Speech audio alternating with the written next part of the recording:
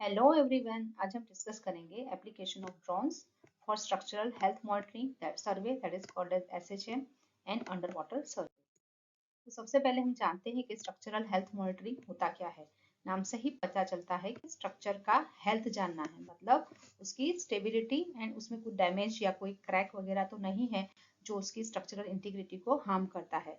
So basically SHM is the process of implementing damage detection and characterisation strategy for engineering structure.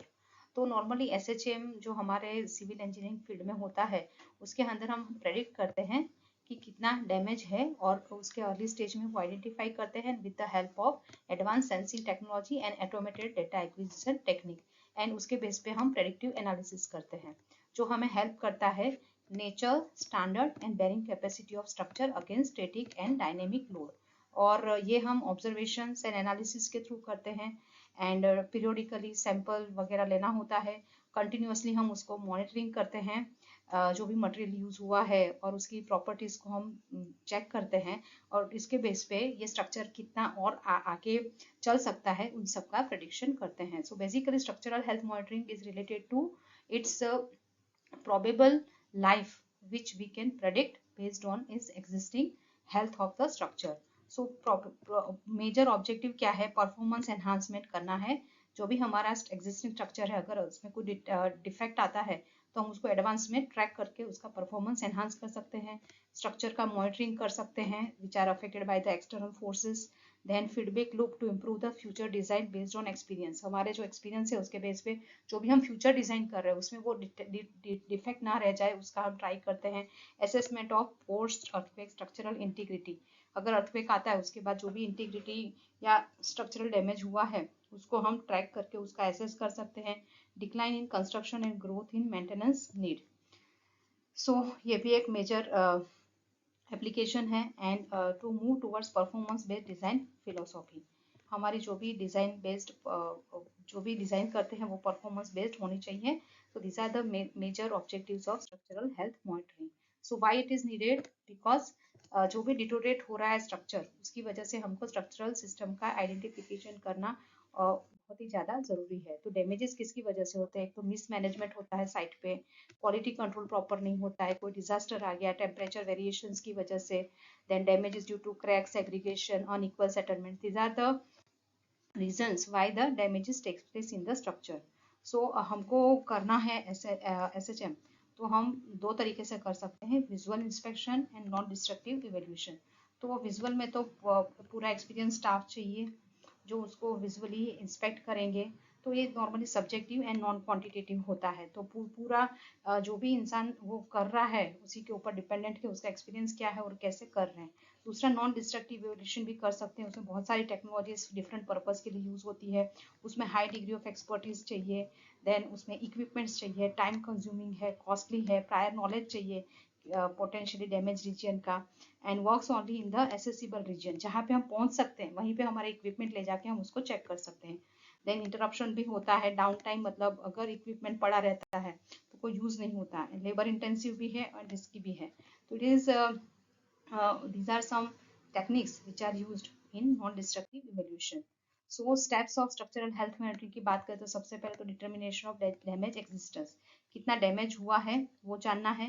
Determination of damage geometric location, कहाँ पे है, and quantification कि कितना damage है, उसका severity कितना है, and prediction of remaining life of the structure, अभी वो कितना और चल सकता है वो हम उसका प्रेडिक्शन करते हैं। So this is very essential part of any structure to know the structural health of particular structure.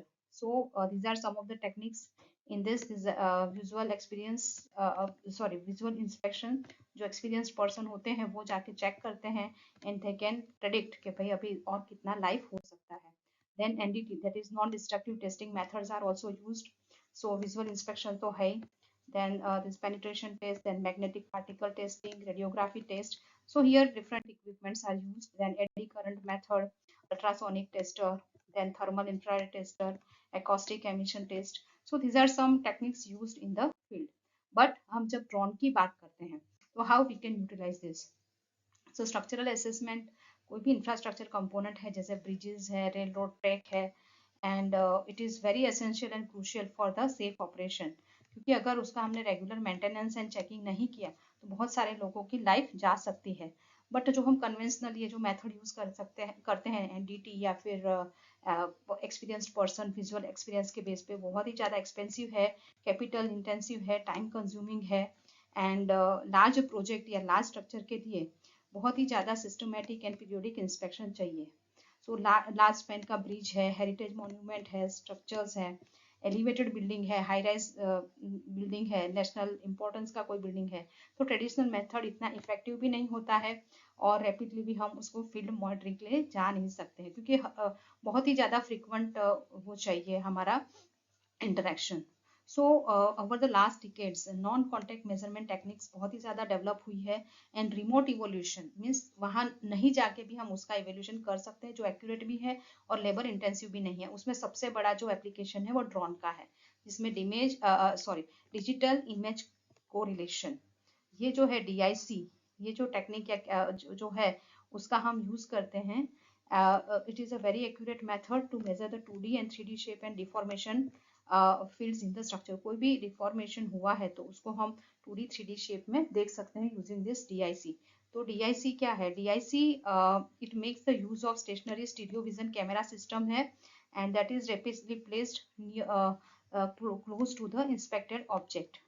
तो अगर हम ये ड्रोन में ये जो डीआईसी कैमरा सिस्टम है हमारा जो ड्रोन है उसके अंदर इंस्टॉल कर सकते हैं, तो हम रिमोटली उसको स्ट्रक्चर को इवेल्युएट कर सकते हैं। तो DIC camera with drone, that is the major application for SHM. So this development of this DIC camera with the drone, it increase the portability of DIC and result in faster deployment of DIC drone measurement system, and that can reach to the remote locations जहाँ पे हम नहीं जा सकते वहाँ पे भी वो जाएगा, and वो fast and accurate structural health monitoring कर सकता है। सो इसकी वजह से हम लार्ज एरिया को वेरी शॉर्ट ड्यूरेशन में पूरा एग्जामिन कर सकते हैं, एंड ऐसे स्ट्रक्चर्स को भी एग्जामिन कर सकते हैं जो फिजिकली इनएसेसिबल है, जैसे कोई अंडर वाटर ब्रिजेस है, रेलवे के ट्रैक है, डैम का पार्ट है। So in addition to this the damage of any structure can be mapped on to the time scale to better maintain the structure as a part of periodic maintenance programme. तो हम regularly अगर हम DIC camera with drone के साथ install करते हैं तो हम रेगुलर उसको as a part of maintenance programme भी हम पर्टिकुलर इंफ्रास्ट्रक्चर के लिए कर सकते हैं। सो using this DIC with drone, that is the major application to assess the damage and to know the existing health of the structure and to predict the future life of an existing structure for many infrastructure projects which are inaccessible. So that is the major application of drone. So here you can see this is drone that is doing the structural inspection, then close examination of the cracks. It is possible with the drone. Now next application is for underwater survey. So basically unmanned underwater vehicles, that is called as UUV. They are known as the underwater drones. वो submersible vehicles होते हैं that operates underwater without human occupant. Normally जैसे भी unmanned है तो वहाँ पे कोई human जाता नहीं। तो there are two categories. First is remotely operated underwater vehicle which are called as ROUVs, and next is autonomous underwater vehicles. जो ROUV होता है उसमें ह्यूमन ऑपरेटर होता है, जबकि ये जो AUV होता है उसके अंदर कोई भी ह्यूमन इनपुट नहीं होता है, वो ऑटोमेटिक सिस्टम होता है। So these are the picture of some under water drones. So remotely operated vehicle ROV, that is the major technology that provides the high resolution imaging and video capabilities designed to operate in the restricted environment and to reduce the cost and risk to the drivers. अगर पानी में drivers जाते हैं तो पैसे भी ज़्यादा लगते हैं, उनकी लाइफ को भी रिस्क हो सकता है। तो ये जो अंडर वाटर ड्रोन है जो रिमोटली ऑपरेट होता है वो सर्वे एंड इंस्पेक्शन के लिए बहुत ही ज़्यादा अच्छी तरीके से यूज़ कर सकते हैं। जो रिस्ट्रिक्ट होता है, जहाँ पे एक्सेस लिमिटेशन होता है, कंटामिनेशन है, डेंजरस कंडीशन है, डेप्थ, प्रेशर, कॉस्ट, सबको ध्यान रखते हुए ये जो हाई डेफिनेशन का वीडियो जिसके साथ लगा होता है विद टिल्ट कैमरा, ये बहुत ही अच्छा रिजोल्यूशन के साथ आपको डेटा मिलता है। तो basically this are under water drones. So कौन से एप्लीकेशंस है?